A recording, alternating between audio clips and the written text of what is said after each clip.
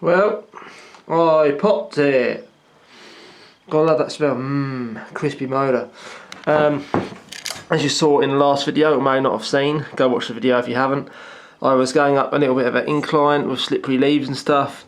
It was wheel spinning. The motor didn't like that very much. Draw way too much current and just popped straight away. It's burnt this winding, and here. In fact, basically all of these are a little bit crispy.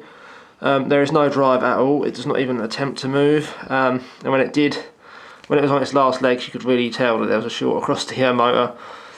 And it wasn't very happy. So yeah, too many amps and not enough cooling. Although it happened pretty much instantly. I don't think any cooling would have saved this little motor. And it popped. One reason the cooling's not very good on these is simply, I mean, this isn't actually that hot, but winding individually got hot, so before it had a chance to transfer the heat to this, it just overheated and burned the insulation straight off. This motor is mostly plastic construction. The stator is the only part, and the bearings that are made of metal. Oh, and the magnets, obviously. So here we have the magnet carrier, the outer case of the motor. It's all like plastic.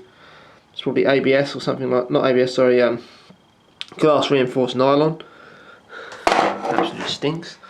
The bearing is on the back there in a plastic bearing holder. Same with the front. And yeah, the Chinese have managed to do a plastic motor. This is off one of those 99 quid Chinese hoverboards you get. I got it in like a job lot of crap. And I decided to put it on the back of this for lols.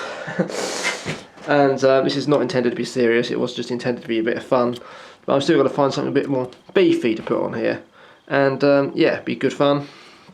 Hopefully get it drifting, something along those lines. These hoverboards, I do not recommend the cheap ones, or any hoverboards online for that matter, because there's a lot of dodgy batteries. If you want to see my video on that, let me know, it's on my channel. You can just go and have a look. And yeah, some say a Samsung on the battery says Samsung on the outside. Look inside and it's got fake cells inside of it, or cells that are not even branded Samsung. They've just got Infor and Ultrafire and stuff like that.